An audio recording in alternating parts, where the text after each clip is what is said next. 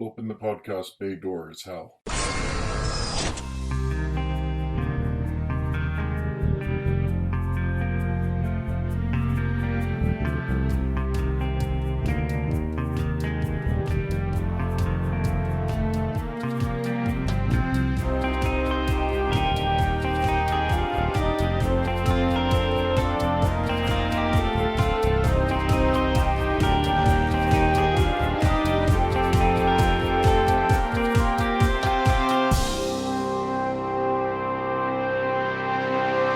Hello everyone, and welcome to episode 102 of Welcome to Geektown.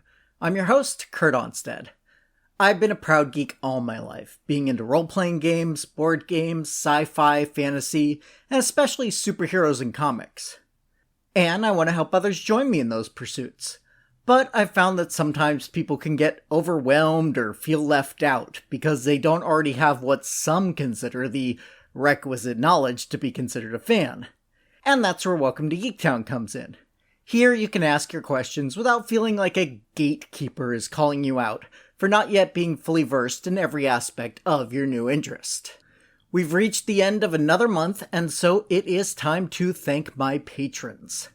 Jesse Clark, Ricky Garvin, Rob Garrison, Forrest Woodward, Aaron Borst, Carla Hoffman, Skip Onstead, Julio Herrera, Lily Breen, and Utuk Zul. I once again want to express my gratitude that you continue to support the show.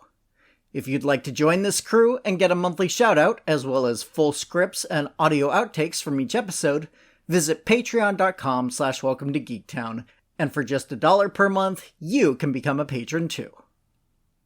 Speaking of patrons, this time we have a question from John Breen, the father of my youngest patron, Lily.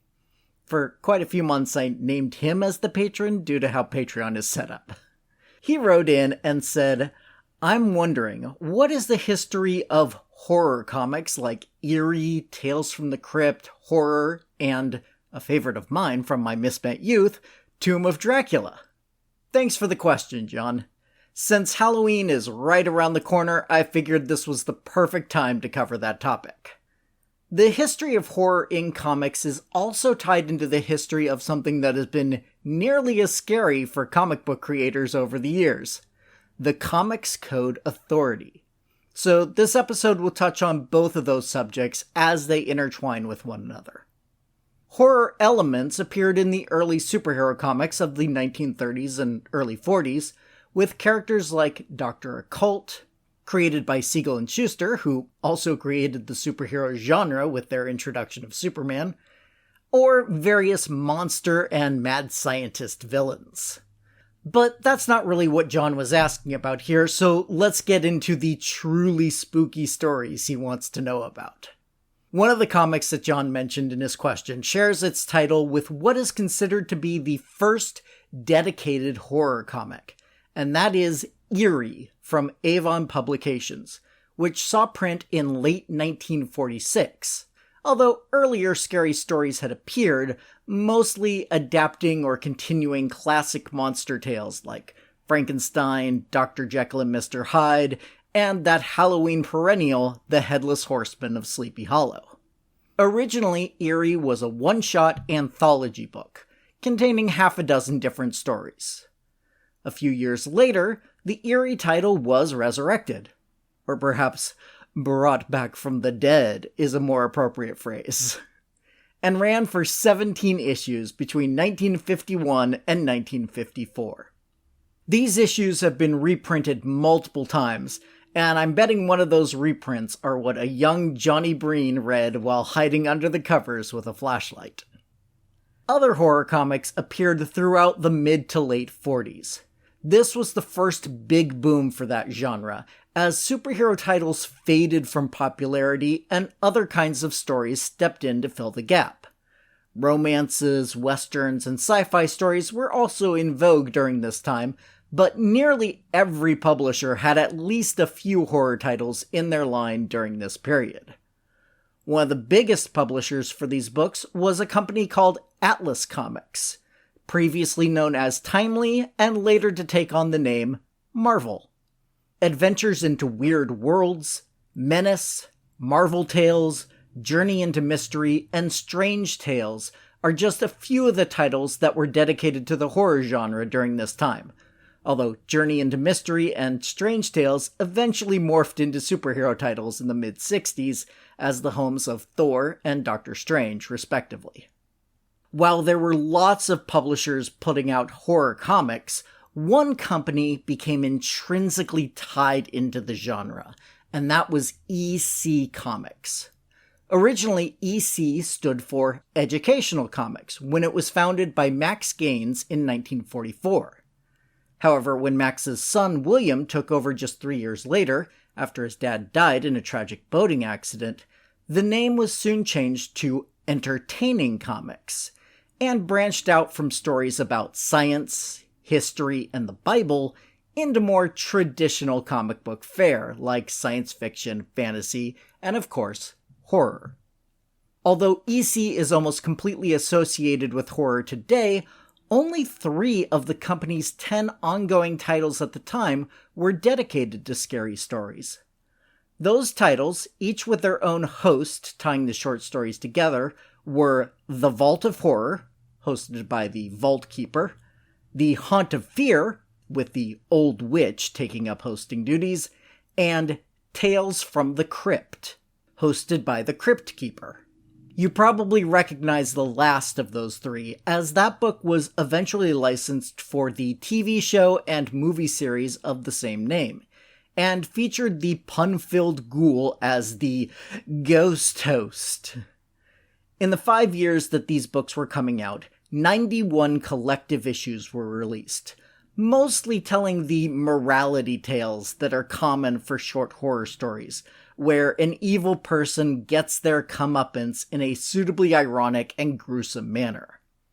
Other tales were basically gross-out jokes in illustrated form, like the undead baseball team that used body parts for their equipment, lining the bases with intestines, arms and legs for bats, and a rotting head as the ball. But the art on these books elevated these simple stories to another level, which is why these books have been reprinted dozens of times over the years, introducing new generations to these classic horror stories from some of the medium's best creators, including artists Wally Wood, Frank Frazetta, and Joe Orlando, as well as writers like Otto Binder, Harvey Kurtzman, and Al Feldstein.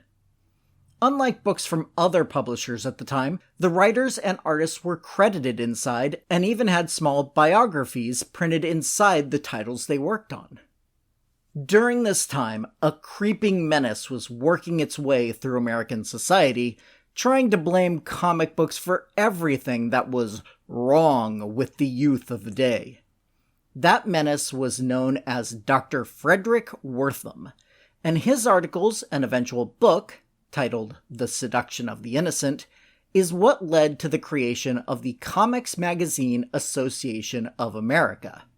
It was actually EC publisher Bill Gaines who called the meeting between the big names in the industry, although he wanted to present a united fight against censorship. When he realized their association was going to self-censor their books, he refused to join. The CMAA created the Comics Code Authority, and books not stamped with the code's approval were much less likely to get accepted by distributors for placement on the newsstands.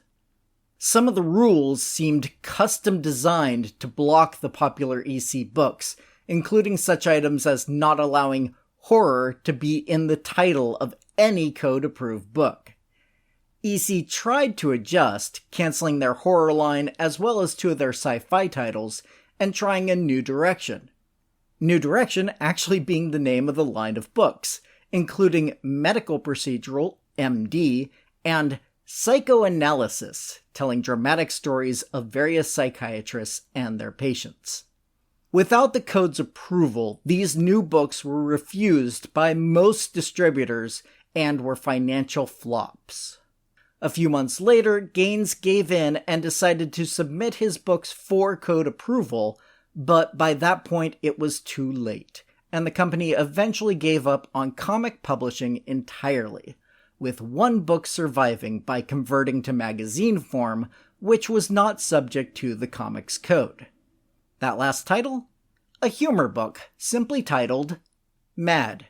You may have heard of it. The restrictions of the Comics Code made horror comics nearly impossible to publish for the next decade and a half. Two of the lines in the code were, quote, all scenes of horror, excessive bloodshed, gory or gruesome crimes, depravity, lust, sadism, masochism shall not be permitted. And, quote, scenes dealing with, or instruments associated with, Walking Dead, torture, vampires and vampirism, ghouls, cannibalism, and werewolfism are prohibited. So you can see where these books were basically forbidden. To get around this in one book, Marvel referred to a character returned from the dead by Haitian magic as a Zuvembi rather than zombie. Somehow this was acceptable. With the changing times of the 60s and 70s, the code itself was altered. One of the alterations stated that, quote, vampires, ghouls, and werewolves, when handled in the classic traditions such as Frankenstein, Dracula, and other high-caliber literary works written by Edgar Allan Poe, Saki, Conan Doyle, and other respected authors whose works are read in schools around the world, end quote, would now be allowed. Although DC and Marvel had both dipped their toe into supernatural mystery titles like House of Mystery and House of Secrets at DC, and Monsters on the Prowl and Creatures on the Loose at Marvel, the update to the code opened a floodgate from the big two. DC had books like Swamp Thing, Weird Mystery Tales, and Secrets of Haunted House. Marvel's horror books included John's favorite, Tomb of Dracula, as well as Ghost Rider, Son of Satan, and the redundantly named Werewolf by Night.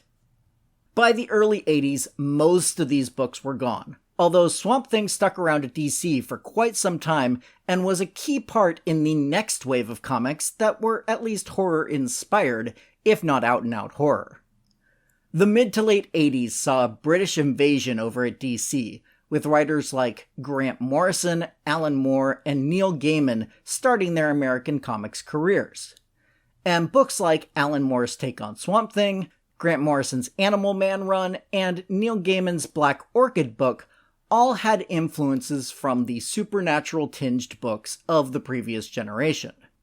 With the advent of the direct market and dedicated comic book stores, these books could bypass the Comics Code and ran with mature readers warnings on their covers. After his Black Orchid book came to an end, Neil Gaiman revived many of the horror hosts as supporting characters for his next title, Sandman. And if you don't think Sandman counts as horror, or at least horror adjacent, read or reread issue 5 and think again. Eventually, all of the titles mentioned above, along with others like Lucifer and Hellblazer, were disconnected from the regular DC universe and bundled together under a separate imprint named Vertigo, which was a vibrant and unique part of DC's publishing from 1993 until 2020 when it was shuttered. Over at Marvel, they had their own horror renaissance in the mid-90s, bringing back Blade, a recurring character from Tomb of Dracula, Ghost Rider, and others into a family of titles referred to as the Midnight Suns. Unlike the Vertigo books, these were firmly implanted in the superhero universe, and so would cross over with characters like Spider-Man and the Avengers. They also were subject to the Comics Code, and so while these weren't nearly as groundbreaking as books like Swamp Thing and Sandman were, they were fun in their own way, and one title, Darkhold, I think holds up as an excellent horror book in its own right.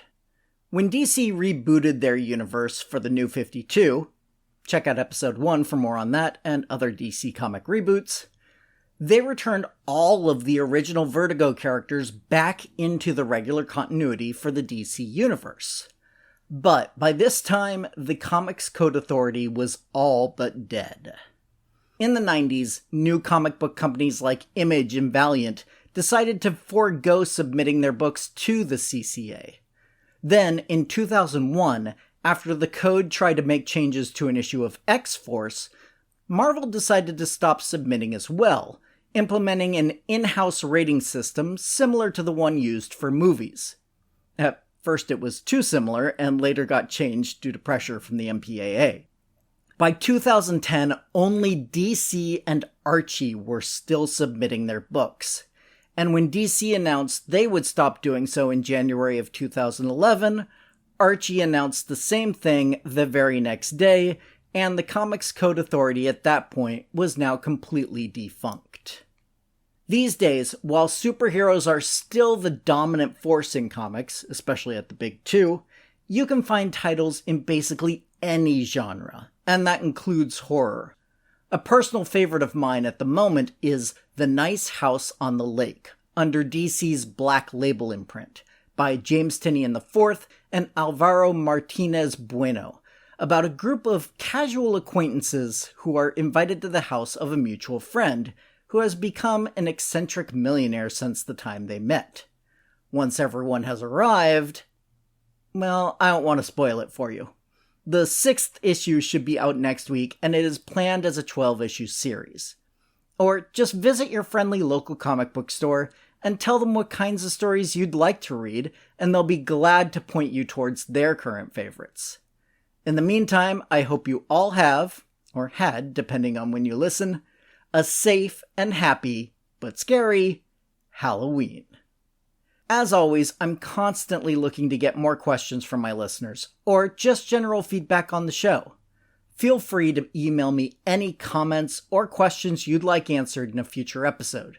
You can send any and all of those via email to welcome2geektown, all spelled out, @gmail.com. Or you can go to the website, welcome2, the number 2 in this case, geektown.com, and click the Submit a Question link if you'd prefer to remain anonymous. Other contact options include facebook.com/welcome-to-geektown or Twitter @geektownpodcast. Also, if you'd like to support the show directly, come join the Patreon at patreon.com/welcome-to-geektown for just $1 per month to get access to full scripts of the shows, audio outtakes, and a monthly shoutout. You can also help the show grow by subscribing and giving a 5-star review over on Apple Podcasts to join the Geektown City Council, which helps other people find the show, so we can all tell them, welcome to Geektown, population, us. Welcome to Geektown is written, narrated, edited, and produced by me, Kurt Onstead. Theme music is by Aaron Lovitz, logo art by Archie Santana. All other sound clips are the copyrighted material of their respective owners, and no infringement is intended, falling under fair use.